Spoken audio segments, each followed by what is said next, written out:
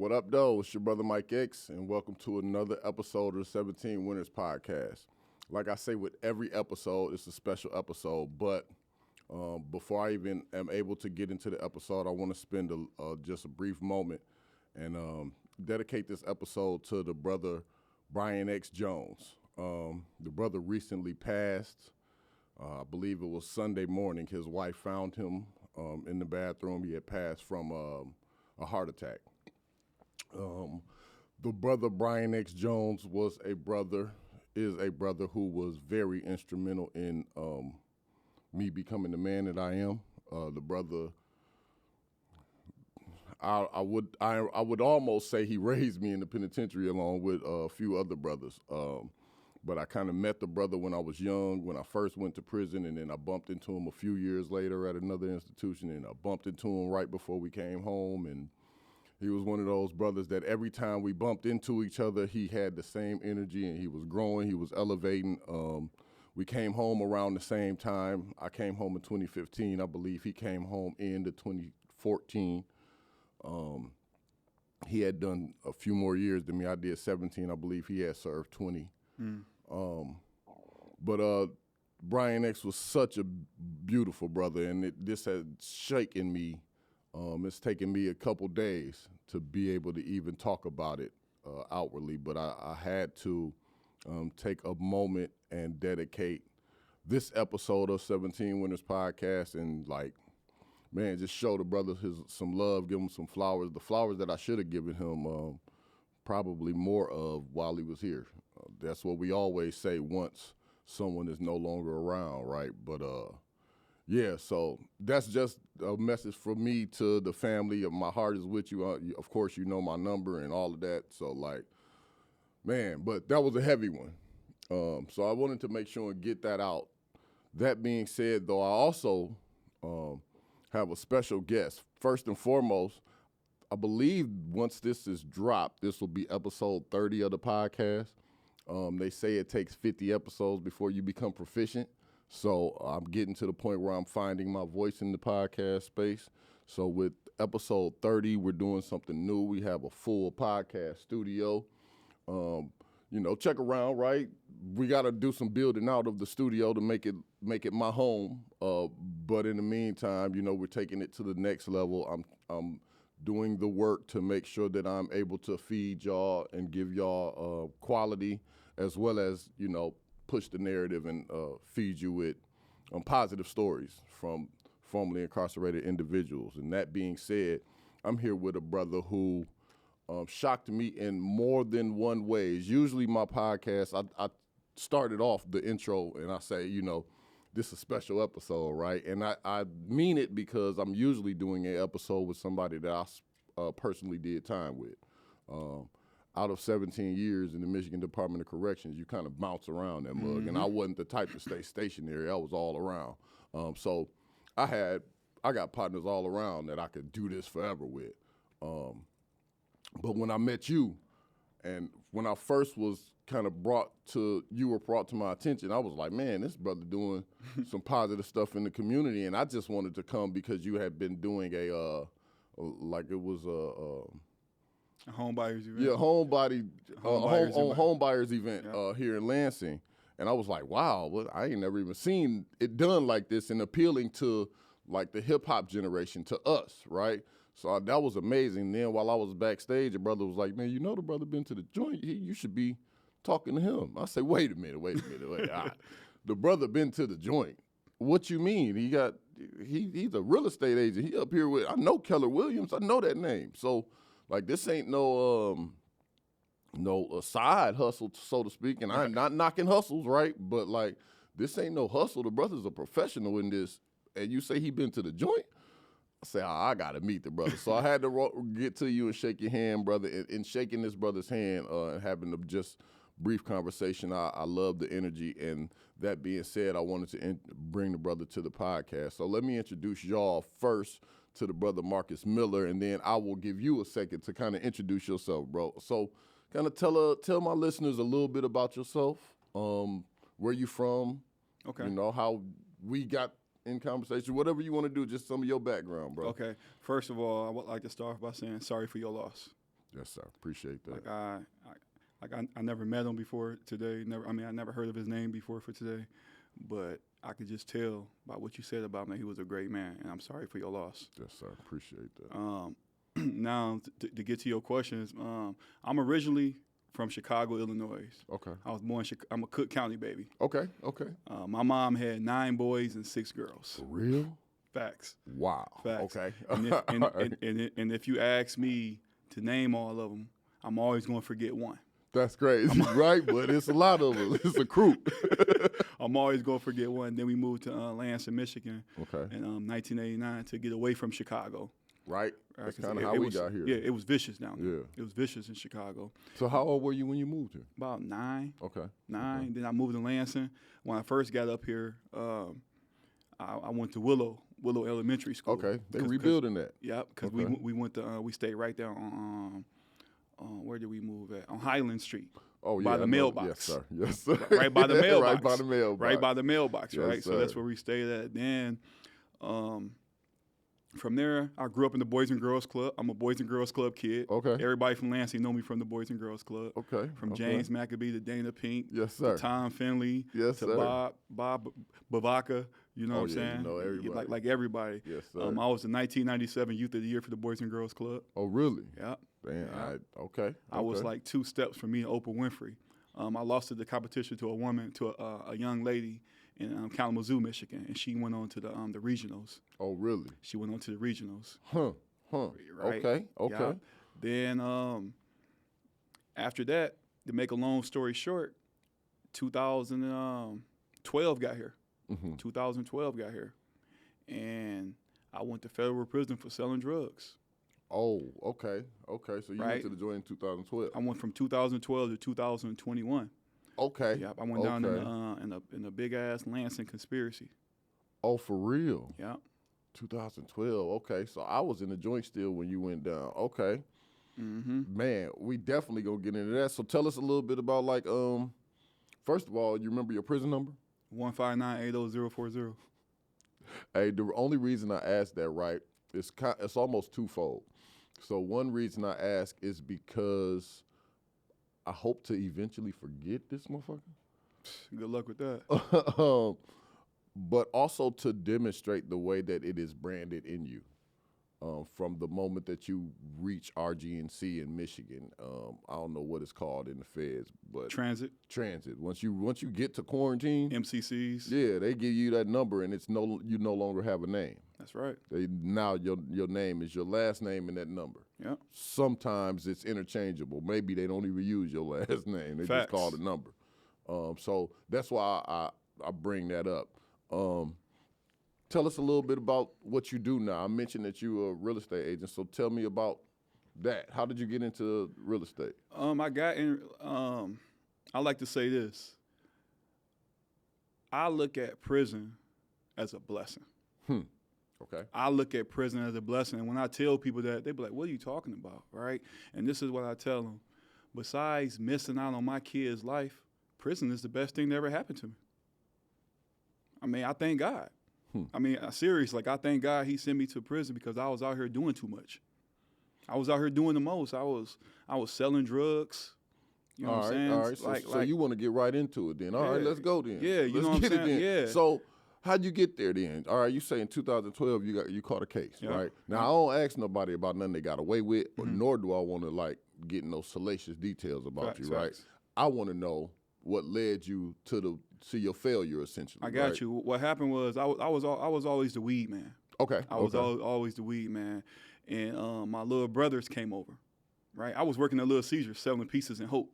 Okay. You know what I'm saying? Little Caesars, right? You know what I'm saying? I used to call my little brothers over and be like, "Hey, can I borrow some money?" and stuff like that. They'd be like, "Man, why don't you selling weed?" I'm like, "Yeah, but the weed game's slow." You know what I'm saying? So my brothers pull out this straight drop. Some crack cocaine and the money for a thing. He threw it against the wall, like, boom. I was like, "What's that?" He was like, "That's crack." I'm like, "How much you gonna make off that?" He's like, "About $2,800. I said, "How much you pay for it?" He's like, $900. What? The math crazy, right? I said, "What?" I was like, "People actually," then he showed me what a 20 was. I'm like, "People paying $20 for that?" He said, so I was like, "All I gotta do is find somebody to buy this and just keep on like selling weed." Now I took it and I just happened to be good at it. I just happened to be good at it, you know what I'm saying? Then as I built my So you didn't have like a all right, I'm just like thugged out criminal story. No, hell no. Okay. I ain't jump off the porch till I was in my 20s. Yeah, because you just mentioned Late- the whole thing about being the Boys and Girls Club and like top students. So like, it was literally just a financial thing. It was just about like trying to get out of your financial circumstances. Like what? It was me. It was me wanting to be like other people. Okay. Me wanting to be like other people. Me wanting to live the lifestyle. Me wanting to be able to buy anything that I want. Me not wanting to put the work in and do it the right way. The instant gratification.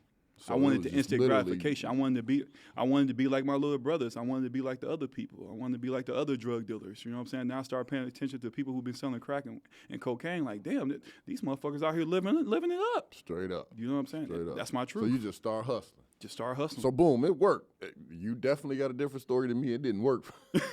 I was not good at it. I ain't gonna lie to you. But so all right, you shot your shot with it and it worked. All right, you rolling. How long was your run? Year and a half. Maybe.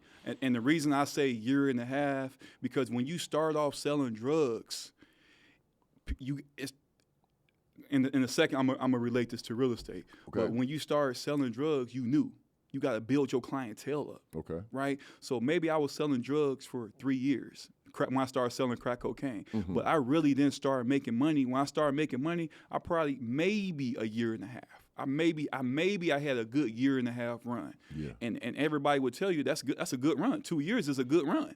Yeah. Right. So everybody listening to this, right? If you just build your clientele up and you really out there selling drugs, right? And you've been doing it for more than 2 years, you better stop. Your run about to come to an end. Yes, Listen, sir. this is facts. That's real game. Facts. When you really start making money in the drug game and you at that 2 year mark and you don't got nobody sitting around telling on you and shit smooth, that's when you're supposed to stop and move on. Because your run is almost over. It's about to be over. It's coming. Damn. So you started off from the desire to just have more and be more, wanting more, and not necessarily having the upward mobility. Could better information or more access to resources have changed that? My personal opinion, no, because Okay. I wasn't raised like that. Okay. I wasn't raised like that. I just wanted to be like other people. That's the truth. I mean, the resources are there. I mean, I'm a Boys and Girls Club kid. No cap. Okay. Right, you get what I'm saying? I was on the Capital Area Way United Way Capital Youth Center. Yes, sir. You know what I'm saying? Like I met Candace Miller before when she was a Secretary of State on stage at the Bikers Place on Miller Road. Okay. You know what I'm saying? Like it wasn't no reason for what I did. I did it because I just wanted to do it and I wanted to be like other people and live that lifestyle. Damn. So you ran into a wall. You damn near walked yourself right into the penitentiary. Yep. That's what happened. Was it worth it? Hell no. So talk to me about that 12-year bid. The thing is this, right? If I don't go to prison, right? First of all, if the judge don't sentence me to 162 months, if he just sentences me to 2 to 3 years, I get out and do the same thing. Ain't no ifs, ands, or buts about it, right? But God knows me, right? He knows me better than anybody. He set my ass down. Yes, sir. Think about this, right? Because I know if I let you out early, this is what's going to happen, right? Yes, sir. So if I don't go to prison for them years, and because when I was in prison, you got to think I'm in the federal system. I'm locked up with loan officers. I'm locked up with real estate agents. I'm locked up with gang members. I'm locked up with bank robbers. I'm locked up with fraud. I'm locked up with some of the best people to ever do it around the United States of America, right? Because the Fed's different. It's different. Right. So one day, I'm like, man, I'm in my 3rd, 4th year in prison. I'm like, man, I'm not about to keep doing this. You know what I'm saying? Because at first I was like, I'm going to get out, meet a plug. The plug's there. The plug's in there. Yeah, they there. Like, I'm going to give a plug, get out and be the best dope dealer I can. Then after my 3rd year, I'm like, man, this shit sucks. Right. I'm not about to keep doing this, man. Then I put the towel up and had to talk with myself in the mirror, because when you look in the mirror, you can't lie to yourself. Hold on, stop. You put the towel up. Now, describe that a little bit more for my listeners, because they don't know what put the towel up mean, right? Right, because basically you in a room with another person. Okay. Your bunkie, another inmate, however you want to tell us, right? We vibing together, right? And when you put the towel up, that means you busy, right? You either reading books, you just don't want to be bothered, or you in there jacking off. Yeah. You know what I'm saying? You just don't want to be busy right now. You That's don't the wanna be truth. You bothered, don't want to be bothered. So I put the towel up and just looked at myself in the mirror and just had to talk with myself. I'm like, man, I ain't about to keep doing this because I seen a cheater, I seen a liar. You know what I'm saying? Then the one thing that really hit me like is I'm in prison, letting my baby mama take care of all 3 kids by herself. I'm a sucker. Like this would never happen. Manhood. This would never happen again. Once this is over, this would never happen again. So before you got to them 3 years, what was your time like then? Year 1, year 2, year 3. Like how was them first couple year years? 1? Okay, let's start. When I was in transit and out here in the streets, I had a tail in the back of my head. Okay. Right? I had a tail in the back of my head. My baby mama used to tell me like, man, cut that before you go in prison. I'm like, man, I'm me. At the end of the day, they either going to accept me or they ain't not going to accept me. Right, She's but like, man, don't do it, man. You know what I'm saying? So I do it. So I go in. The first person I talk to is Vadi X, right? He's like, hey, where you from? I'm like, I'm from Michigan. He's like, what part of Michigan you from? I'm like, Lansing. So he go like this. He's like, hey, Gallo, your homie down here from Lansing, he got a tail in the back of his head, right? Soon as I get there. That was the first introduction. Soon as I get there, so now everybody coming on the tier looking like, who is this nigga talking about? They doing like this. I'm like, oh, man, here we go. So then miraculously, I go into the side. So he introduced me, tell me where my cell was, right? Then I go inside the room. There's like Black Yo Celly, right? But me just being from the streets now and common sense, I know not to go in there and touch anything until he get there. Right. So I'm literally outside with my with your stuff. With my stuff, just wait till he get there. Then word already got back to him that I was coming. Yeah. He already knew. Yeah. So make that long story short, my cellie ended up being Detroit Black from Best Friends. Okay. He been down 19 years when I met him when I first came in 2012. He rode with Maserati Rick and them. Mm-hmm. Now he just happened to be my cellie. So I get in there. Now listen, I done been to Oklahoma. I done flew everywhere. The feds fly you everywhere. Man. They fly you everywhere, Shackled, man. though. Right, shackled. Shackled fly me everywhere. Conair, right? So I'm tired. So I get there. He was like, hey, this how he talk. He's like, hey, where you from? I'm like, I'm from Lansing. He's like, what you here for? I'm like, listen, man, no disrespect. I'm tired, man. I just want to rest and just chill. He's like, I feel what you're saying, but respectfully. This how he talked to me respectfully. This before, I don't even know who he is. Yeah. I have no idea who this man First is. introduction. Only thing I know, he about 6'7". He big with a bald head, with glasses on now. You know what I'm saying? He was like, listen, you my cellie. At least I think you're going to be. I need to know why you here for. You know what I'm saying? That's so right. so I told him. He was like, all right, some guy's going to come talk to you in the morning, right? So now I'm green as hell. Yeah, no, for right? real. I'm not gonna lie. That I'm had to be an experience. This is like listen. This is like a crash course. Yes, sir. Right? Yes, it's sir. like I understood, but I didn't understand. Yes, sir. Right? So this is the truth. So I get there like 5 o'clock in the morning. Breakfast. No, they there before breakfast. No, 5 o'clock in the morning. My cellie hit the bed. Like, you gotta get up and get ready. I'm like, get ready for what? The door's about to break. I'm like, huh? So basically what he was telling me now is, as soon as that doors pop up, you gotta be ready to go in case anything popping in on the floor. You can't be in here asleep. So now I know I gotta be up all day. You know what I'm saying? So now I'm learning. I'm learning from him. So I get up, I go to breakfast and stuff like that. Then the first thing they ask me for my name and nothing. They was like, hey man, the first thing first, you gotta get that paperwork. Bring your paperwork to right. the club. I'm like, what? I'm like, what? like this is a crash course. Mm-hmm. You know what I'm saying? Like, this is a crash course. They think like I'm supposed to know this. You know what I'm saying? Like, but he's like, you gotta get that paperwork. I'm like, what paperwork? He was like, yeah, the docket sheet, the transcripts, and all this. So I'm listening, but I'm not hearing. I'm like, okay, right. So then we end up going to breakfast. I meet the other guys from Lansing, other guys from Michigan. It just ain't even clicking yet. Right. You know what I'm saying? Like, this is like all this is happening before they even know your name. They asking Yeah. about paperwork. They asking like this. Yeah. You know what I'm saying? Then some homies from Lansing pull up to me. You know what I'm saying? Give me a care package and stuff like that. So that's how my prison So started. the homies pulled up and gave you a care package. So you see, the feds is different in that sense too because of the car situation. Yes. Y'all, when the brothers come in there, all right, this the Michigan car, then the Lansing homies car, right? And y'all look out for each other. In the state, it's almost like that, but it's like Michigan, right? Since it's Michigan centered, we have it'd be like city connections, but it's not as solid. It's not as we stick together is. Right. We try to build it, like Detroit, because they so big, it's like a east side and a west side. They completely separate in the joint, and then you got the other cities, Saginaw, Flint, Detroit, Lansing, whoop-de-whoop. So, And the feds, it's like Michigan comes together. Then you got small pockets, like Detroit. No matter what yard you go to, in the United States, this is my personal opinion, right? When you come to Michigan, it's always going to be Detroit. It's always going to be Detroit. It's going to be Detroit. More people from Detroit than anywhere. And when you come to Lansing, people, you may get lucky to find one person there from Lansing. One of the homies, yeah. You may be able to find one. Right. You may be able. Yes, sir. So, tell me a little bit about, like, so I like to take us inside the penitentiary for a second. Talk about kind of your time. You said after 3 years, you was like done with it. That's similar to my experience. After about 5 years, I decided that, man, I want to be a man. And I need to find some examples of manhood around here. So I took after one particular brother, but it ended up being the Nation of Islam. But I was looking at a brother, Dyson X, that I followed initially. So when you got to that 3-year point or that mark where you was like, man, no, what was your next step? What was the next move? My next step was as I got done talking, as I got done looking, after I got with the towel in my room, I looked around and I seen real estate agents, I seen loan officers.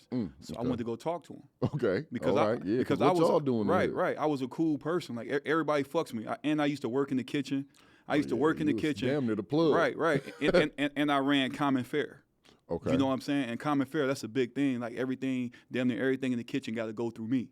Okay. So I'm making money to sell stamps to provide for myself because ain't nobody sent me no money since 2013 besides my brother. For real? One brother, my brother Eric. Besides, and he didn't do it until about 2019, 18 when I was about to get ready to come home. But he did it though. That's the only thing that counts. But other than that, I was hustling vegetables and peanut butter in the kitchen, vegetables, sandwiches, everything. No, I don't want to gloss over that because the young dogs that do hear this, I mean, I like to try to target youth. Okay. And get them to hear what this message is. A lot of times they're not the ones that hear it right away, right? But I don't want to gloss over the fact that you had that 1.5, let's give you 2 years. Let's say you had a 2-year run where you got the ball. But then you just turned around and said, man, I just spent the majority of that 12 years that I spent in the penitentiary with nobody sending me a dime. But I'm sure you took care of a lot of people while you was out, right? Right, but now that I'm in the position that I'm at, right, I still look at myself as the fault because I was the breadwinner. And I got mad when I went to prison. Nobody didn't send me money when I was out there giving them money. Yeah. So who's really the stupid one? Me. Yes, sir. Right. So then that's when I start forgiving people. Respect. You get what I'm saying? Because I can't expect nobody to do nothing for me when I was doing stuff for them. Mm-hmm. That's real. Because if I'm the one that's taking care of everything, but that's also part of my appeal to brothers, or at least it was while we was inside, was, bro, you say you was doing what you was doing to take care of them, but you in here right now. Who's taking care of them right now? Mm-hmm. And the answer is always nobody or whoever is doing it, right? Mm-hmm. They mama, girlfriend, baby mama, whatever, right? If you can acknowledge that they can take care of them for this time that you're gone, you should be able to sacrifice for an amount of time in order to be able to actually take care of them. Mm-hmm. You feel me? Mm-hmm. Versus having to do this thing that you think you taking care of them. Because realistically, once you get past your need to take care of, the ball and shit is extra. The ball and shit ain't what they need. That's not survival no more. Mm-hmm. You know what I'm saying? We go from survival, and then now you try to fornicate the survival into balling, and that ain't how that work. Mm-hmm. You taking it another step. So boom. Let me ask you this: what's the best book you read while you was in there? The best book. Or was there any books? You can name more than one that like was crankers in your head. It was one particular. Okay. Rich Dad, Poor Dad. For real? That was a big Robert one for a lot of Kiyosaki. people. Yeah. It changed my mindset. Because no matter, even if you want anything that you want to do that's new, right? it all starts with the mindset. You got to understand what you're getting into. Yes, sir. Right? So I asked, so the guys that's in prison, I was like, if I wanted to read a book to really get started in real estate, what would I start? And all three of them said the same thing. Rich Dad, Poor Dad. Change your mindset first. Change your mindset. I definitely want to get into that a little bit more. What about your music taste? How was you playing it on the MP3? What y'all got? What did they have in the feds? We got MP3 when I first got there in 2012. That's funny too. When I first got there in 2012, they didn't have MP3. We had radios. Okay. So everybody be looking. So it's count time, and they go through count. Then I remember who was it? Gatto.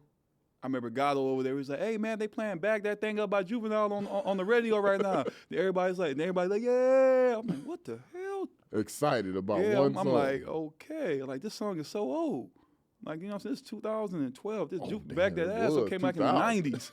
You know what I'm saying? They was just happy to be hearing music. Because it wasn't known. Because you got to think, I started off at Terre Haute, Indiana.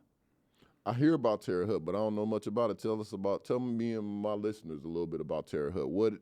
What is it known for? It's known for death row. It's the old death row. That's what it's known for.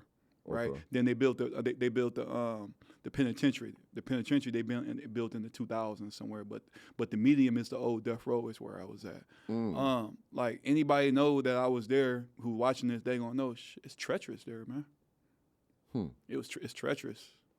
It's treacherous. Like to me, it was just like the Wild Wild West for a minute. You know what I'm saying? It's structure and stuff like that. Like it's just a whole bunch of politics and structure, and it's some goons there.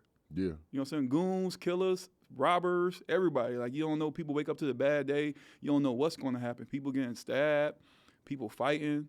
You know what I'm saying? People in the yard beefing, one-on-one fighting. Like, yeah, it was just treacherous. Man, so I couldn't wait to get out of there. Yeah, like how did you escape while you were inside? Like, were you on the phone guy? You said I ain't had nobody to call. Yeah, I was just gonna say people wasn't sending money. So basically, what I did was, man, I just when the judge says I'm sentencing you to 162 months, right? When I'm looking back at the courtroom, like that, I knew it was over, right? So my mindset right there was like, it's over. It's just you, Marcus. It's just you by yourself. You know what I'm saying? Lead a girl with lead a baby mom with a couple dollars. But other than that, it's you. You know what I'm saying? So when I got in there, you know what I'm saying? My mindset was I got to do whatever I got to do to come home. Because the mother of my child was pregnant at the time. Damn. With Lamarcus, my youngest son. You know what I'm saying? So my mindset was I got to do whatever I got to do to come home. Yes, sir. Because at the end of the day, I got to come home. Yes, sir. You know what I'm saying? So I went in there. I didn't get too involved with the politics. You know what I'm saying? I stayed to myself. I see shit. I don't see shit. No, for real. I see shit, but I don't see shit. No, for real. You know what I'm saying? I mind my motherfucking business. Yes. You know what I'm saying? I want to touch on that a little bit because I think developing that ability, I don't know if it's even an ability, but developing that mentality to see shit and not see shit. I'm coming to realize in recent times that is a reflection of like a PTSD. A sister, a friend of mine, Shawana, she has an organization called Silent Cry, and she's been working on establishing some type of legislation around post-traumatic prison syndrome, because there is not just the trauma of the incarceration. I personally believe that there is generational trauma attached to the carceral system based on the slavery caste system. And I say that because in your breaking down of where you were, right, and all of what was in there, the people that was in there, and man, it was some killers, it was some this, and it was some that. But they were also people. They're also people who are redeemable. So let me ask you this question. Do you believe people can get better in prison? I believe that you got to want to first, because the resources, prison, let's just kill the elephant in the room. Prison is not made to reform. It's not, right? If like I said, this is my personal opinion, right? Right? And I know that some people are going to take this the wrong way. Prison is a business. Yes, Prison sir. is a multi-billion-dollar business. Yes, sir. Right? Prison is not made to reform you. Prison is made for you to come back. Mm-hmm. Why would they try to have you not come back and commit crimes when they're going to miss out on money? You know what I'm saying? It's a business. If you want to change when you go to prison, right, you have to want to change first. It all starts with you. Once you say that you want to change, then you start figuring out stuff to help you want to change. Meet with the right people. Put yourself around successful people. Put yourself around people that move a certain way. Like, I'm not, right, before I went to prison, I thought I was a Christian. Right? I did. But listening to all these other religions, I came up with this. I just believe there is one God. You know what I'm saying? Because everybody look at it as different. Right? So when you go into something with a different mindset and perspective, you got to be open. And I was open to get taught. I was open to listen. I was open to make changes. So that question is vague. It all depends on the person. Yeah, you actually led me into my next question, and that was, why do guys join religions in penitentiary? Why do guys join organizations in the joint? That's a good question too. It's hard to make it by yourself. Let's just kill that, right? Whether it's the state or the federal system, it's hard to make it by yourself, right? Like Michigan have a car. It's a Michigan car, right? Some people looking at it as a gang, but we just look at it as like people from Michigan that's sticking together in case something happens. Right. Right? So do some people go to prison and join and get religions? Absolutely. Absolutely. Right? But it's a I don't want to say a misconception that people just, when they get to prison, they join a certain type of religious group just because they done told on people and stuff like that, right? But for the general part, right? Sometimes it feel good just to hear the word, just to hear a message, and it don't care who's sending it. It don't matter who's bringing it. You know what I'm saying? A message is a message. I didn't listen to the Hebrews speak. I didn't listen to the nation speak. I didn't listen to all these types of organizations speak, right? And they all came up with the same conclusion, like it's only one God. He just got different names, right? Mm-hmm. So with all that said, I was just open to get taught. Yes, sir. And as far as religion, I mean, yeah, religion, like it's a couple things I don't talk about in prison, right? It's like because it start fights, right? Sports, gambling, and religion. Them two things in the feds is going to start problems. Gambling and religion, yes, sir. Right? Them is going to right. Gambling, religion, and next is basketball. Yeah, man. Right. It's like on the hoop court, bro. It's the first thing I recognized when I got to the joint was I'm not finna be gambling or hooping. I'm straight. I did all I of it. tried to gamble a little bit. I learned my lesson quick on that. I think I told the story before on the podcast. If not, I swear me and Country X need to sit down on this podcast one day because that brother got me out of all my little zooms and wham-whams, man. I wasn't in the joint. I wasn't in the joint 6 months, man. Fresh off the streets, I'm over there kicking it with the brother, and we shooting dice.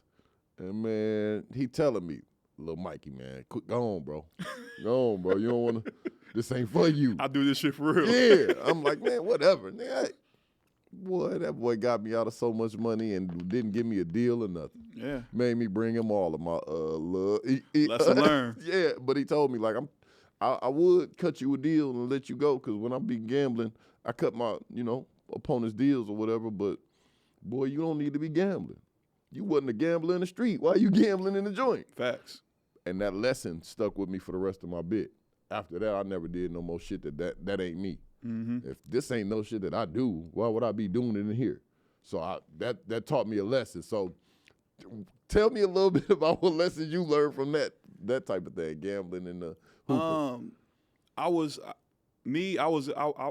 like a responsible gambler. Okay. Though, you know what I'm saying? Then I got so good, I started running the ticket too. Right. So now I'm working in the kitchen and I'm running tickets. Mm-hmm. You know what I'm saying? And I'm playing tickets at the same time. You know what I'm saying? Hitting tickets, hitting other guys' tickets. Yeah. Then I'm putting money on everybody who hit tickets, right? Yeah. I'm putting money on there, so if they hit, I hit. Yes, sir. You know what I'm saying? Sir. So basically, we running the business. Inside, yes, sir. Like we running the business inside prison. Sir. So if y'all don't know what the brother's talking about when he says tickets, it's essentially what y'all doing with the what's the apps that everybody got? The game. Yeah, the gambling apps. Gambling apps The that gambling everybody apps. got. The MGM app or whatever, where you get the daily numbers on what's the overs and unders and the what's gonna be this on each sport, and then you essentially make a betting slide for everybody. In Michigan, we was printing them off on little slivers of paper, passing them around, and then you give a guy you know what I'm saying. So so that's what the gambling slip was, and I actually know people who were actually living pretty lucrative off of that. In the penitentiary. Yeah. I know guys who was paying bills out in the streets and everything from that hustle alone. So, Yeah, because people, like even right now, when I do want to gamble, I just call one of my niggas in prison, ask him what he planned for the day. Yep. Then if I hit, I give him 50%. Man, because them boys in there be studying. Yeah. They just be sitting up studying. I Don't don't let do him that. have a phone in there. He know it all. Yeah, he know it all. Right. Everybody sir. bet because he run the ticket too. He run the ticket too. Yes, He know what sir. everybody playing. Yeah, that's hard. That's hard. Then sometimes I see, hey, what everybody playing? They be like, they taking Michigan State. Everybody taking Michigan State. I'm like, I'm taking Michigan. Take another one, yeah. I'm taking. Yeah. Because if I hit, I'm going to kill him. Right, because that one, if everybody in federal prison is waiting on that one game, the ticket man, like, whoa, right? Yeah. But if it don't happen, the ticket man win. Kill him. So I'm going to go the opposite. Right. Man, That's a compound killer. We call it compound killer. Michigan covered that spread. Michigan State compound killer. Everybody went down. The ticket man like this. Trying to get up. So, okay, that was a good segue into probably how this thing becomes dangerous a lot of times, right? Because playing that basketball, being on that court, I remember being like a year or so close to home, and my brother was on the court playing. Me and my co-defendant was in the same joint together a couple times, and he was a hooper until the day he went home almost. Me too. Man, the guy grabbed that brother up out the air while he was going up for a layup, man, and damn near jacked all of our wreck. That's what happened right here. Yeah, That's what happened right here. Dang. I was in Elkton, Ohio, and I stole the ball from this guy I think he was from Flint. His name was Heavy. And I stole the ball from him. I'm going the other way. I hear the crowd like, yeah, he ripped Heavy. He gone. You know what I'm saying? I'm gone. So I go for the layup. He take me out the air. He take me out the air. I run into the wall. You know what I'm saying? Then I get up. This CO woman come out. She's like, you okay? So I looked at her too. I said, I am now. And then she dropped my head. I hit the boom like, wow, man, why you do that, miss? What's your girl? Why you do that? I said, you okay? But yeah, this knot right here is for life, right? Yeah. Damn. Yeah, because he ran me to a wall playing basketball. Yeah, so sports can be really dangerous, not just playing them, but the aftermath, the shit talking, what be happening. What's one of the scariest things you've seen in there? In sports or just overall? In the joint, The scariest thing that I ever seen. Let me see if I can say that. Yeah, sometimes it's kind of hard because it may I be will. more than one. Okay, I can tell you this. I was in my room one day. Right, I can't make this up, man. Right, my cellie at the bottom. I'm at the top. Right, so this guy come in. Do I want to say his name? I'll be having that trouble too. Do I want to say his I don't name? want to say people's name. Yeah, I'm gonna say it. Wax and Bonds came in. Okay. Wax and Bonds came in. Right, when Wax and Bonds came in the room. Bonds was doing something, and Wax was trying to tell him not to do it. Then they end up getting into it. Now, and Wax's Bonds is from Michigan, okay, right? And my cellie is the shot caller, so they come in there and they tell him what's going on. So my cellie Detroit Black get up, and he literally go like this. I ain't making this up. He grabbed one by this hand, right? Then he grabbed one by this hand, right? And he like hit their heads together, kind of like this, right? He's like, Cellie, put the towel up. So I jump up, like boom, boom. So I jump up, like, oh man, this shit crazy, right? So I jump up, put the towel up. Now I'm watching the door. He's like, let me talk to y'all. Y'all making us both look bad. What the fuck is going on? We from Michigan. Y'all making us look bad. You know what I'm saying? Because we look weak. Now we look weak to everybody. Right. Then he let them go. You know what I'm saying? The other scariest thing, Mountain Man. I was sitting in the in the common area in F Unit in Terre Haute, Indiana, and Mountain Man just passed out on the floor. This white older guy, he just boom, boom. So next thing I know, everybody like, hey, CO, right? But the CO in the office, he don't know what the hell's going on. It's like it's one CO for like 200 people. Exactly. Right? So he get out. Next thing you know, the ambulance coming in, they giving him CPR and stuff. Mountain Man passed away. Straight He up. had a heart attack. Damn. Yeah. Then one time I was in the common area again. It was this one guy named Shorty 240. We called him Shorty 240. he was from South Bend, Indiana. Good dude, you know what I'm saying? But he was just gay. Okay. You know what I'm saying? Then one time this guy named Frankie would always come back like once a year to see Shorty. Like he'll violate probation just to come see Shorty. Then one time I'm in the common area playing cards, broad daylight. I hear somebody go, "Whoa, Shorty! Whoa, Shorty!" You hear Shorty say, "Shut up, bitch! Take it!" You know what I'm saying? Broad daylight. You know what I'm saying? Everybody like, man, this shit like it's normal. Like these motherfuckers crazy. We still playing cards. Like mind our own business. Mind your own business. But we don't see. I don't see because You know what I'm saying? Like it's crazy in there, man. Yeah, it Ain't is. no telling it. That's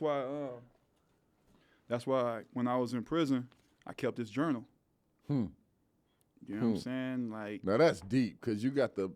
How hard was it to come across those type of notebooks? First of all, was that something they sold on the store list? easy. Okay, so in Michigan, they don't even sell these kind. So like when you get these specific kind of notebooks, it's like you got something of value. Yeah. So I had one of these when I got close to home, and I filled it out sort of like that. Started writing all of my ideas and everything in it. So is that like a journal or is that idea? Like what did you do with that? Basically, my truth is, right? When I first started this, right, in Terre Haute, Indiana, probably like a year after I'd been in, my truth is I didn't think I was gonna make it out. It was just so much politics, and I knew that if I went in, I gotta go all the way in. Like I know, like my mindset is I'm ready to go all the way in. I'm coming home to my kids. Yeah. But if I don't come home to my kids, at least they will be able to see my thoughts and leading up to me not coming home. Damn. So that's what it originally originated from. Then once I got a little bit more comfortable with the years, then I started thinking like, dang, I'm gonna keep this and just share this with people so they can really feel how I was really going through at the time, and maybe I could change lives. But at first it's just starting off like, damn, this is gonna be my last words right here in case I don't make it out of here. Damn. So And, what was some of your and last the last words? thing I want to say, just because I said that, right, that doesn't make me less of a man or more of a man. It's me being realistic. I'm in a situation that I'm not used to being in, right? No, for real. I'm around killers. People is dying, right? People is getting stabbed, right? I'm with the Michigan car. I'm messing with Ohio. I'm messing with Iowa. And Michigan and Ohio is together, right? It's politics. The federal system, not even the federal system, prison is serious, right? And if you looking at this, right, and you've been to federal prison, right, and you've been locked up, you know I'm not lying. No, for real. I'm actually interested in kind of some of the words that you wrote in there. You got anything in there I'm about to, like you wanted to just tell me to stop. Stop.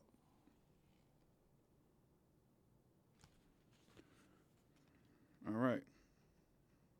Right. This, you know what's crazy? I asked you this yesterday, right? And this is the same page I stopped at. For real? I can't make this up. That's deep. All right. Okay. I'm gonna read just 2 pages, okay? Okay. 3/7/2015, 10:11 p.m. Hello there. It's been going on in Terre Haute on this Friday. This past Tuesday, Lil J from Lansing went home. Wednesday, my cellie went home, Nardo from Lansing. He looked so happy. He left at 6:30 a.m. It was bittersweet to see him leave. It was strange to see him, though. I just know my time is coming soon. Stu from Anderson, Indiana. Pen pal site has slowed down. Gucci Man is across the street in the pen right now. Kids wrote me. Junior sent pics of him in his Hope Ram basketball uniform. Tall, real, nappy-headed. Shake my head. Mika asked me to call her about 2 weeks ago, so I did, and her boyfriend answered the phone. But her boyfriend answered the phone and said wrong number. I really did not get mad. She been told me about him, so why trip? So I didn't. 3/7/2015, 10:57 p.m. is when I ended it. 3/20/2015. Wild ass 24 hours. I was at work yesterday and the deuces got pressed down on K unit. And the deuces is when the COs press the emergency button. Okay. So we call them the deuces. They press the deuces. Okay. I was at work yesterday and the deuces got pressed on K unit. ALB from Detroit went to the shoe for not wanting to put his browns on instead of his grays. Then the whole unit bucked and went on lockdown until about 11 to 12 o'clock this afternoon.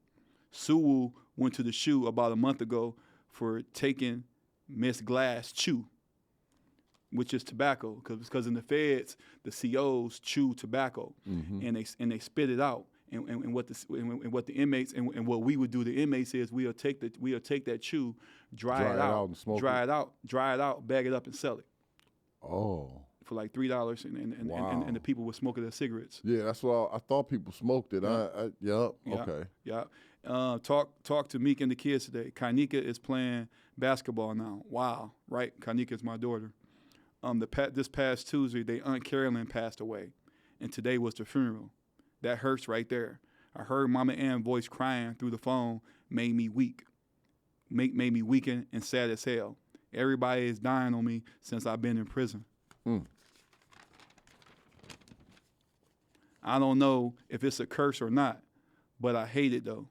I really did love her so much. Damn, auntie, rest in peace. Go Ann, go Carol. Death is for sure real. I pray I can make it out of here sooner than expected, but the right way.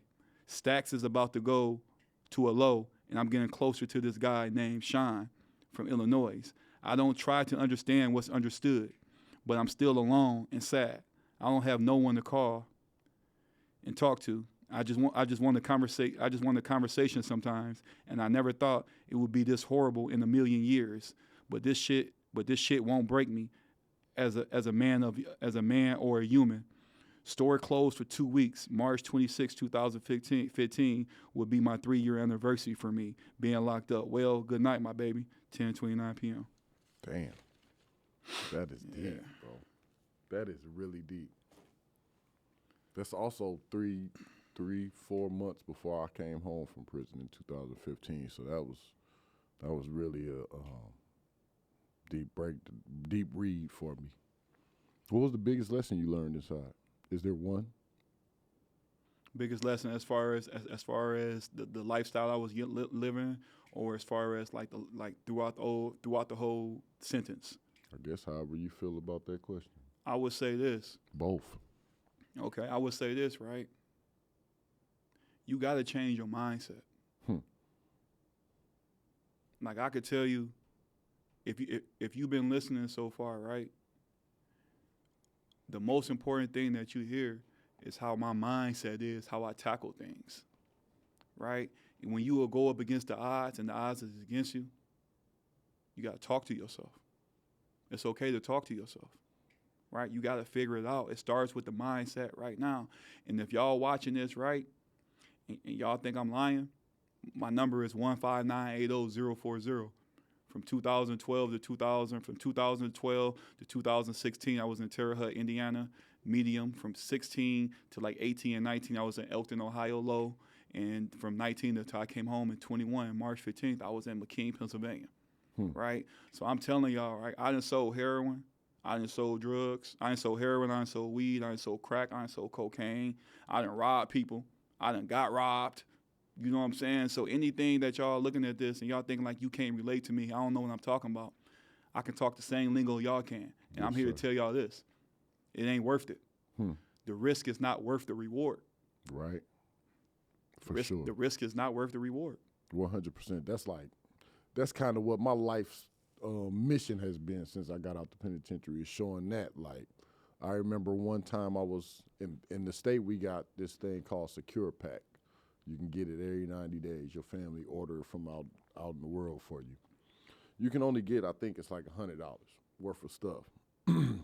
But early on when this thing started, I remember having a secure pack and sitting on my back I was a store man, and I was like a partner in tickets because I got a little bit of money so I can invest and make money, but I don't really do too much with the tickets, right? So I'm used to having stuff.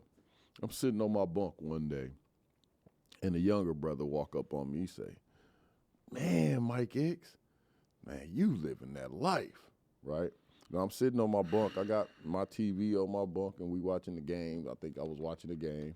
Y'all got TVs? I'm yeah, sorry, we go had- ahead. Yes. So in the state, we have clear little I'm flat sorry, go screen ahead. TVs on our shelves. Y'all got to go to the day rooms. Crazy. Yeah. So it's a little different on that. So yeah, I'm sitting on my bunk. I'm watching my TV. I got my MP3 player at the time. Couple thousand songs. The young dogs in the unit used to like to borrow it so they could listen to it because I had the most songs out of everybody. And I mean the bowl of Apple Jacks, right? And the little brother say, "Man, Mike X, you living." Hold on, little bro. If I was doing this exact same thing out in the street, you would call me a bum. My best day in here ain't better than my worst day in the street. I would rather be in the street. So don't ever think that this is where it's at. There's nothing here. There's no value here. Your best day in the joint ain't better than your worst day out here.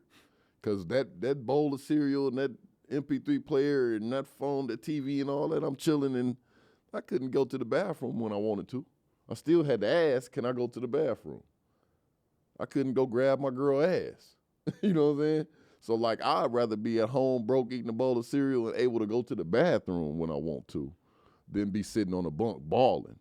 But it's, again, like you said early in this conversation, it's about the mentality shift. It's about the way that you're thinking. So I appreciate that. And just to say something that's on my mind too, right? When I got out in 2021, I applied to get off probation like 3 times. And like I'm like the perfect model citizen, and he denied me like 2 times. Then the 3rd time he finally gave it to me, right? So I've been on probation probably for like 7 months, right? Okay, congratulations. Thank you. That matters. That's Thank you, actual thank you. freedom. Yes. That's actual freedom. Yep. Yes, sir. Yep. But the thing is, right? I still be thinking I'm on probation sometimes. I'm still I'm fucked up in some ways still. Right? Sometimes I still be thinking like I got a probation officer. Yes, sir. Like, because when you're on federal probation, I caught my case in Lansing. So whenever I go to the eastern side of the state, I would have to get permission, just to get permission to go on the eastern side. So when I want to go sell a house in Detroit sometimes, right? You gotta ask. Right. I gotta call her and give her a text or email saying I'm going to Detroit. But it'd be sometimes where I just go, right? Then I'd be like, damn, I'm in Detroit. So then I'll shoot an email and say I'm there, because the thing is, if my car is in my name, so if the police officer get behind me and run my tags, it go back to my probation officer instantly, right? To the fast forward right here, like sometimes I be thinking I'm still on probation, still, and I know I'm off. Yeah. You know what I'm saying? So it's just like certain stuff just stick with you, which really I don't want to say I hate it, but I don't like it. Man, so It's just certain stuff like I can't shake. a large part of this platform is dedicated to reentry, right? Even the book that I wrote, First 10 Moves to Forever Freedom, and I'll make sure you got your copy when we leave here. That book is dedicated to the reentry process, and it's largely about the mentality shift, right? I say that, though, because, one, reentry is not a linear thing. It's not all right, he came home today, 6 months later, he should be straight. Like, no, I've been home 10 years and I'm still dealing with some of the stuff from inside of prison as well as the carry-out challenges out here. Not to mention the basic challenges of those who are formerly incarcerated in general, like housing. I've been home 10 years and I just got my first lease. Now, I own a home that was technically given to me from through my grandmother, and it's a family house now, right? But I had been trying to rent an apartment, a house, and been denied since I've been out of prison. I recently got into a lease, the first lease in my 10 years home. So those type of challenges exist as well.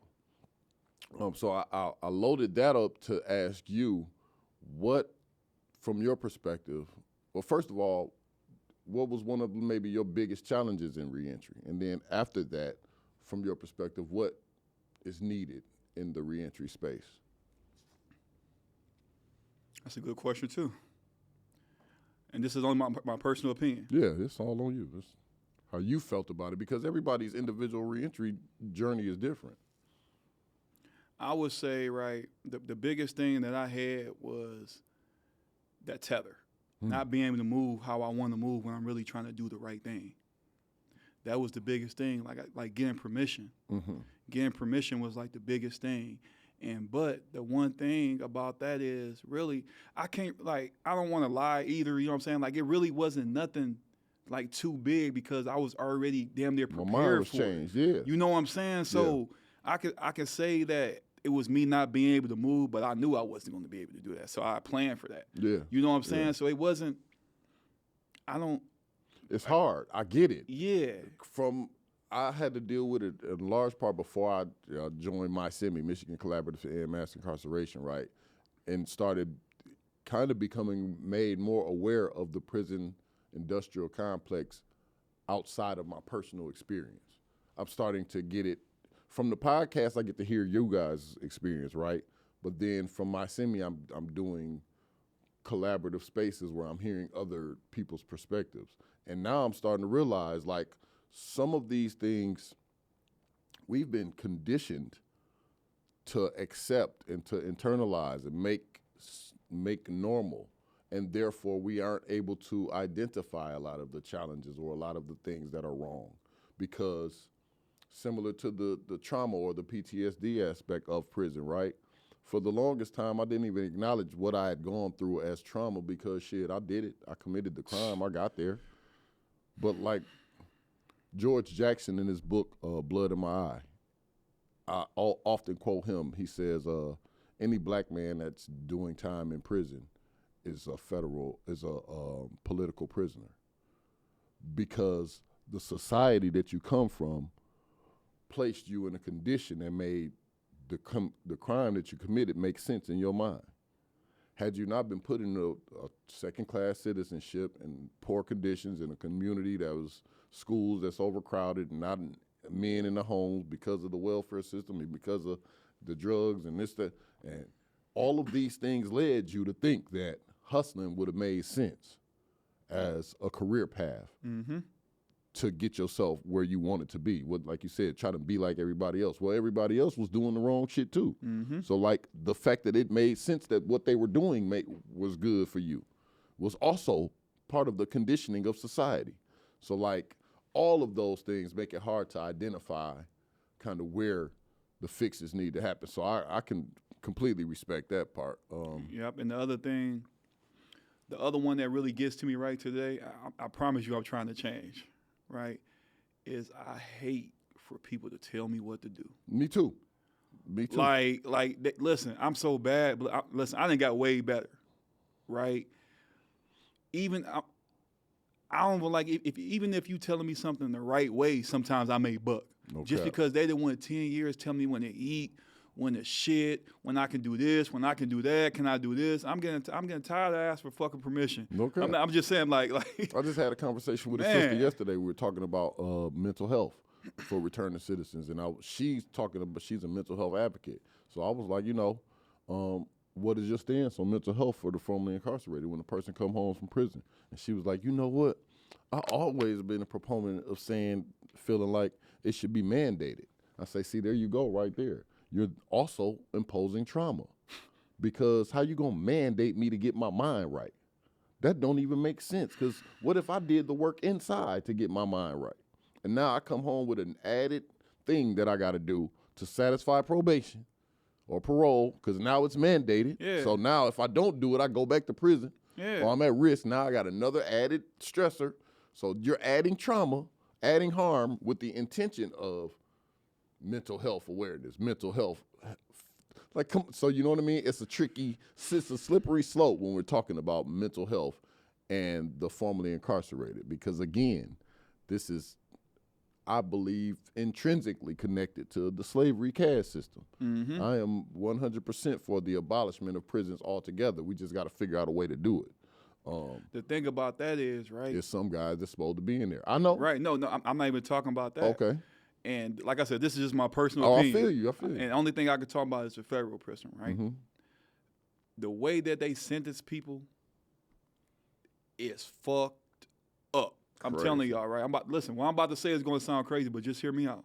The way that the way that how America is predominantly white, and they commit more crimes than we do. That the fact that it's more people of color locked up in prison. You take all that stuff into consideration, right? I'm trying to tell you, they looking at it like it's a business. Mm-hmm.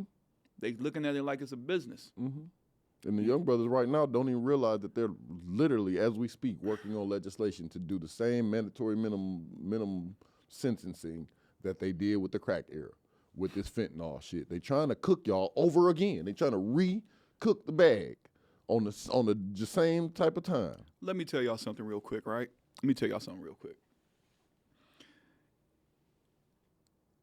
If this makes sense, right? Just say it makes sense. All right. This is like basic. Like I'm not no political person or nothing. Like I'm not nothing, right? But I'm just about to speak something, right? Right? P gang. If the majority of the people is locked up is of color, just in the federal prison, right? Who is out here producing if all these men and women is locked up? Right? Y'all got to understand the philosophy and the reason behind everything. Prison is made not only for financial gain, but it's made to control the population. Facts. If you got 2 million black people locked up right now, that's 2 million black people that's not producing babies, kids, families in the United States. Facts. So when y'all look at this right here, y'all be like, what is he talking about? Prison is a business. And no, it don't make it okay.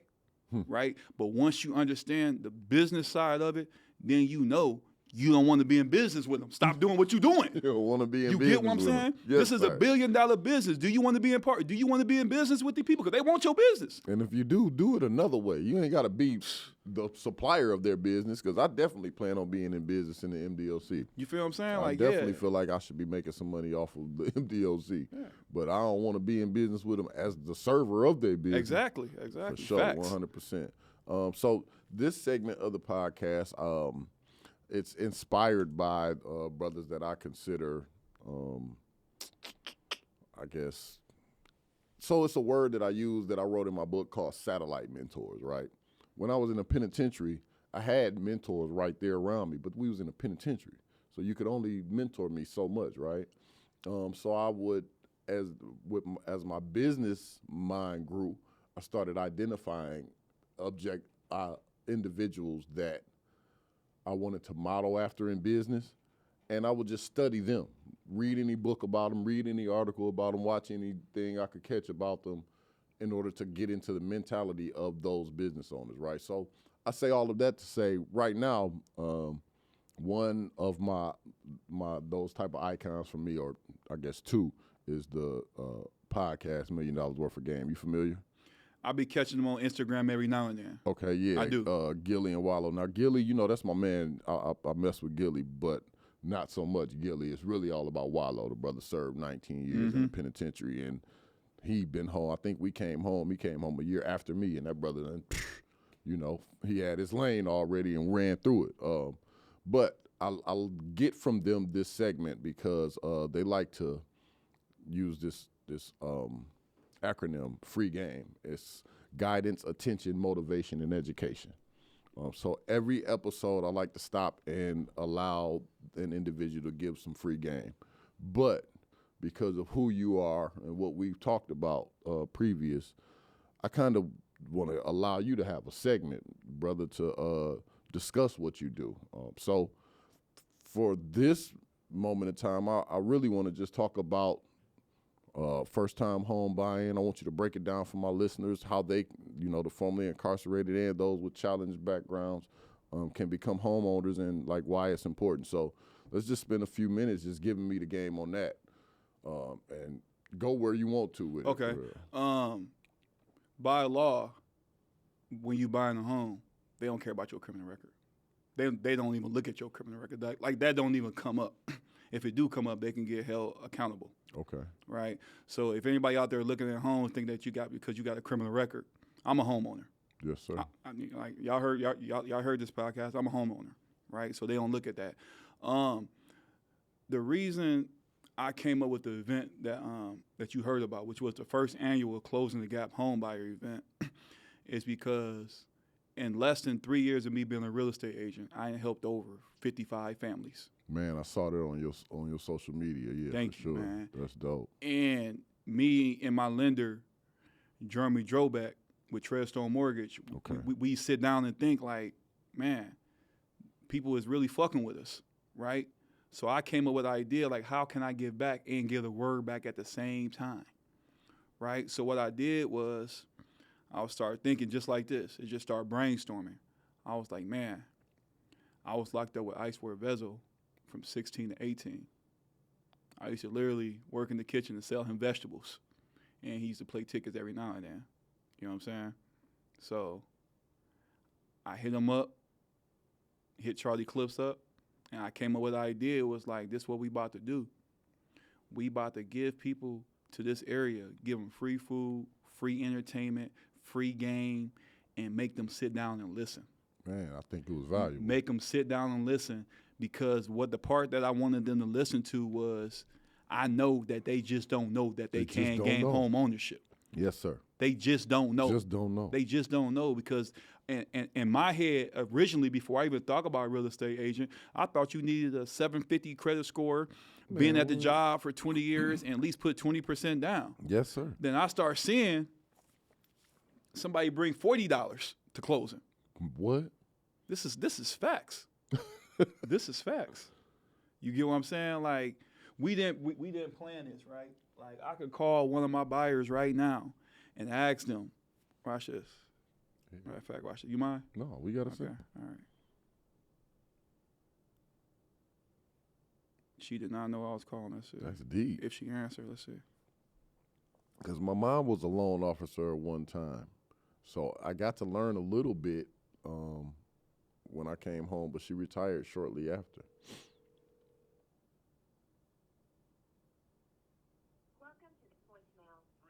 All right, she didn't answer. Sorry. But yeah, people move. People, I didn't move people. I didn't help families moving inside homes with $2,000 down, $1,000 down, $1,200 down, $40 down, and I got an RD loan, which they're gonna bring 0% down. Damn. You know what I'm saying? But it's just the fact that people don't know. Right. It's just the fact that people don't know. So what I did was we came up with this event for it's basically awareness, right? A free event. Yeah. Everything was free. Yes, sir. You know what I'm saying? So just to get the word out there, like home ownership is possible. And why is home ownership valuable? That's how you build generational wealth.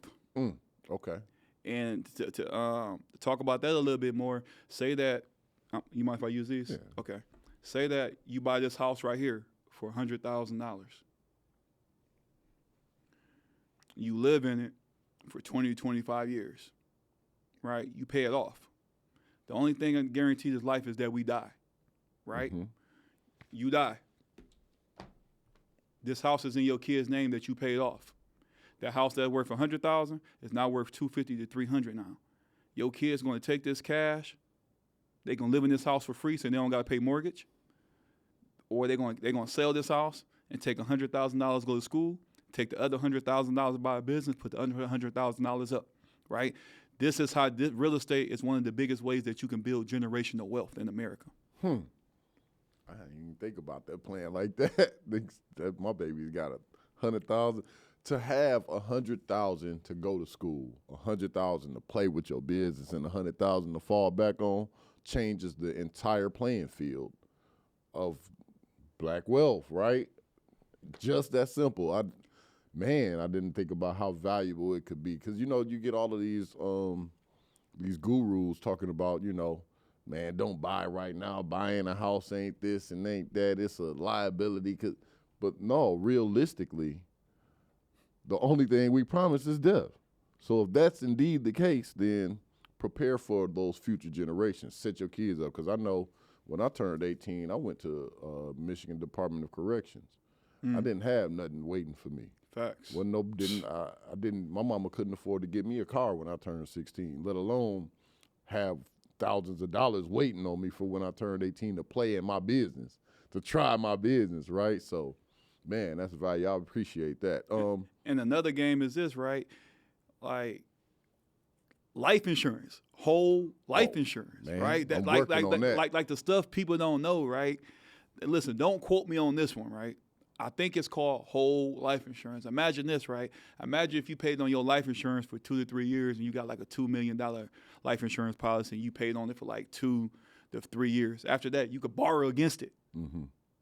This is what Rockefeller did. Yeah, I mean, my grandfather passed away a couple years ago, and I remember him sitting me down probably 2 years before he passed and telling me, man, this young white guy, when I was young, real young, about your age, he said he talked to me and he sold me this policy, and he told me, just make sure you take care of the policy until X amount of years. And once you do that, you good for the rest of your life. He said, man, I paid it off after I don't know how many years, right?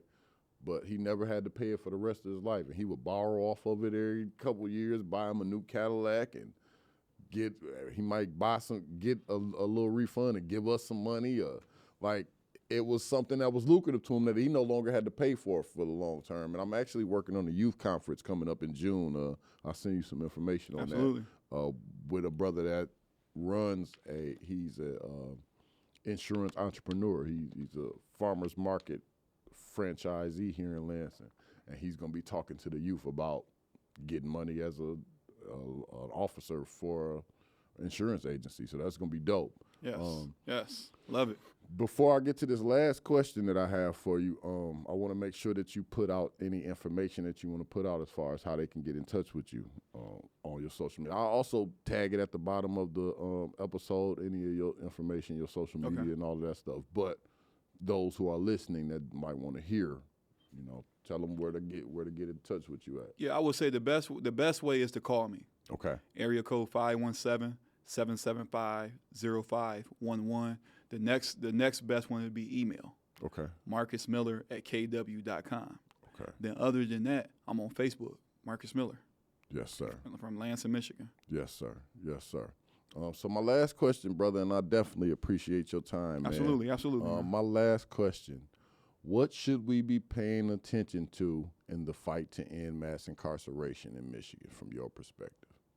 And it ain't because you did federal time, you can give us a countrywide perspective. What do you feel like should be done to end mass incarceration?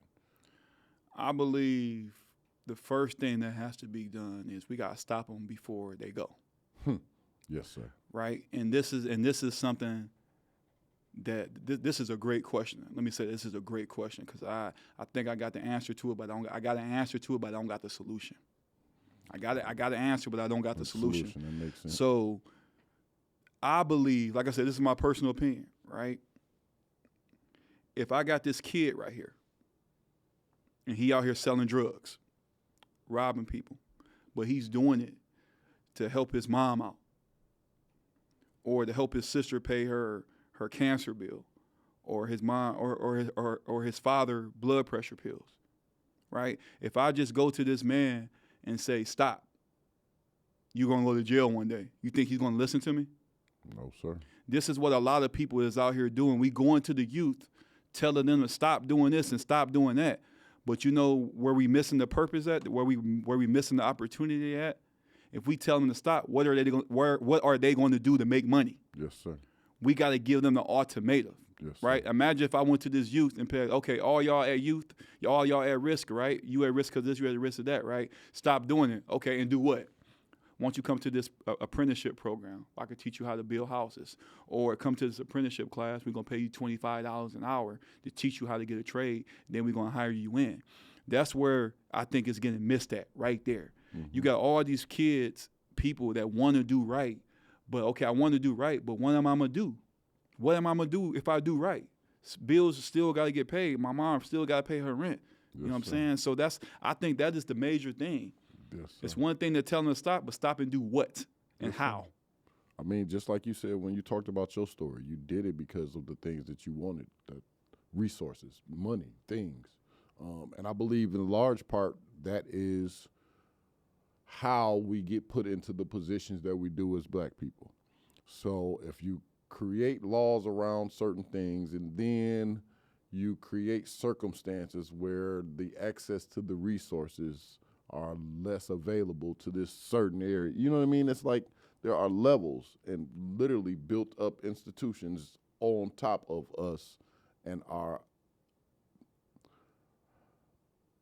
desire to achieve the liberty that we are quote unquote promised in the Constitution. So I don't think you're wrong at all in that. I actually am right there with you. I believe resources is number, if it ain't one, it's two. Yeah. And the reason for the way that the black community at least responds to what they call crime. And I'm saying what they call crime because, man, everybody is committing it at approximately the same rate, but we are getting arrested and locked up for it at a much greater rate. So that being said, man, again, Brother Marcus, I appreciate you coming through. Oh, absolutely, fam. I appreciate your time, and I appreciate y'all listening and watching and supporting the 17 Winners Podcast, supporting me, Free to Real.